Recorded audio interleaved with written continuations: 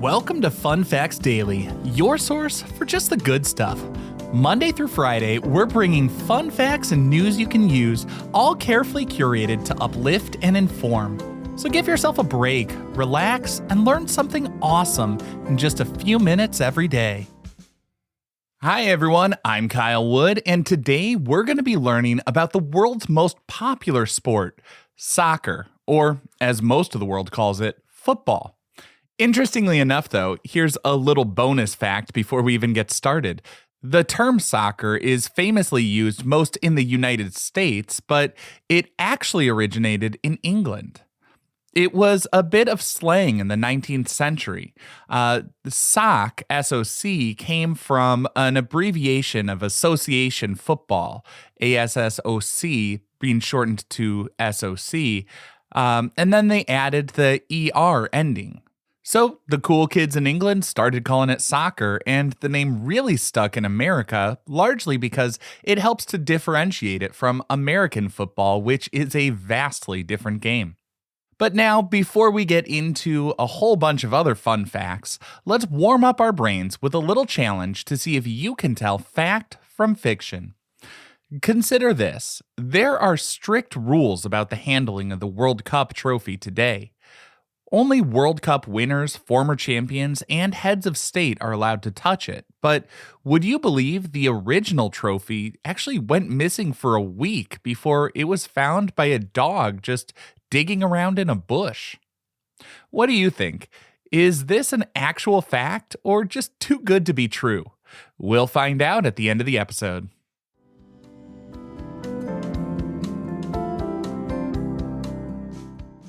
Now for your word of the day. Today's word is nutmeg, N-U-T-M-E-G. In soccer, a nutmeg, or sometimes just a meg, is when a player intentionally kicks the ball through an opponent's open legs. It's considered a skillful, often cheeky move that can leave a defender feeling embarrassed. The goal is to pass the ball through the opponent's legs and retrieve it on the other side, continuing your dribble or passing to a teammate. It's a high-risk, high-reward move that, when successful, often gets a big cheer from the crowd. The origin of the term nutmeg is not entirely clear, although there are some interesting theories. One popular idea comes from 19th century Victorian England, where the word nutmegs was slang for a person's legs. So to play the ball through the nutmegs was to play it through the legs. Another theory connects the term to the historical nutmeg trade. Nutmeg was a very valuable spice, and exporters would sometimes trick buyers by mixing in wooden replicas with the real ones.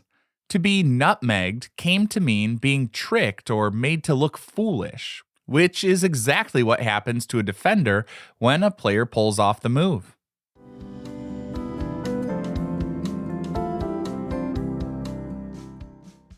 Time for your daily high five, our top 5 fun facts about soccer. Number 1. The very first official international soccer match ended with no goals at all. Soccer may score high in terms of global popularity, but it is a notoriously low-scoring game, and the first ever international game was the lowest scoring of all. On November 30th, 1872, Scotland and England faced off in Glasgow, Scotland. The match is recognized by FIFA as the first official international soccer contest. Despite the excitement surrounding the event, which drew a crowd of 4,000 people, neither team could find the back of the net. The game ended in a 0-0 draw. The players in the game were not the highly paid professionals we know today. They were just amateurs who played for the love of the sport. They were playing on a cricket pitch, which apparently had really heavy, muddy conditions, and that made it incredibly difficult for anyone to score.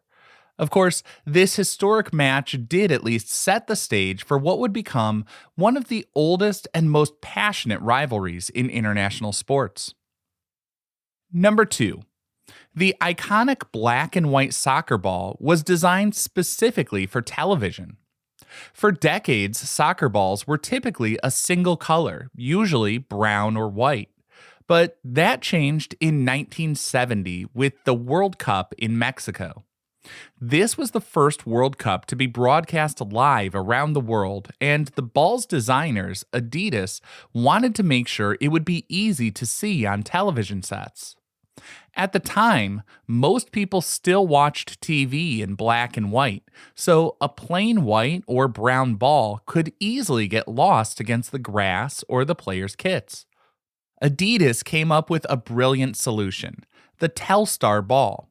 It was constructed with 32 panels, 12 black pentagons, and 20 white hexagons. This pattern made the ball visible on monochrome screens, allowing viewers to track its movement and spin easily. The name Telstar even alludes to this origin, as it's a mashup of television and star. The design was so effective, it immediately set the standard for our image of soccer balls to this day. Number 3. The highest scoring soccer game on record ended with a mind-boggling score of 149-0. This wildly lopsided game happened in a top Division League match in Madagascar back in October of 2002. The game was between two bitter rivals, AS Adama and SO Lemern. But the score wasn't the result of one team being spectacularly better than the other. It was actually a form of protest. SO Lemern was furious about a bad refereeing decision in a previous game that cost them the league championship. To protest, the players of SO Lemern decided to score own goals, kicking the ball into their own net over and over again. As soon as the whistle blew to restart play, they would pass the ball back and score another own goal. They did this at a pace of an own goal every roughly 30 to 40 seconds. And the players on the other team could only stand by and watch in confusion as their opponents racked up the highest score in history against themselves. Number 4. We can thank a goalkeeper for the invention of the penalty kick. The penalty kick, or PK, is one of the most dramatic moments in soccer, but it wasn't part of the original rules. The concept was introduced in 1890 by an Irish goalkeeper and a businessman named William McCrum.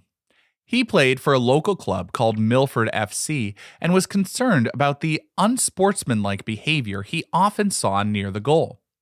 In his day, a defender could commit a blatant foul to prevent a certain goal, like handling the ball or tripping an attacker, with very little punishment. McCrum proposed the idea of a penalty kick to give the attacking team a direct, free shot at the goal from a short distance as punishment for such fouls. Initially, the idea was mocked and called the death penalty because it was seen as too harsh. But after a particularly flagrant foul in a high-profile match, officials realized he was onto something. The penalty kick was officially adopted into the laws of the game in 1891 and has created countless moments of high-stakes drama ever since. And our fifth and final fun fact for today: more than half of the entire world's population tuned in to the 2022 FIFA World Cup. It's hard to grasp just how massive soccer is on a global scale, but viewership numbers for the World Cup help to put it in perspective. According to FIFA, the 2022 World Cup held in Qatar reached a global audience of 5 billion people. At the time, the world population was about 8 billion, meaning that well over half of all humans on the planet engaged with the tournament in some way, whether watching on TV, streaming online, or following along on social media. The final match alone, a thrilling contest between Argentina and France, was watched by a staggering 1.5 billion people. That means that for one game, roughly 1 out of every 5 people on Earth was watching. There's really no other sporting or entertainment event that comes close to these kinds of numbers, cementing soccer's status as the true world's game and demonstrating its unique power to bring together people from all corners of the globe.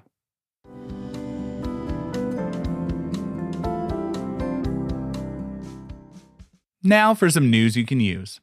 If you or someone you know is trying to get better at soccer, one of the best and simplest things you can do is practice dribbling. A great tip for improving your ball control is to set up a simple cone drill. You don't even need real cones. Water bottles, shoes, or any small objects will do. Place them in a straight line about 2 feet apart. The trick is to practice weaving through the cones as quickly as you can, but by using lots of small, soft touches on the ball. Many beginners try to dribble with one big kick and then run after the ball, but that makes it easy for a defender to steal it. By using tiny touches with both the inside and outside of your feet, you keep the ball much closer to your body. This drill forces you to develop that close control, improves your coordination, and trains you to keep your head up to see where you're going instead of staring down at the ball. Just 5 to 10 minutes of this practice every day can make a huge difference in your skills.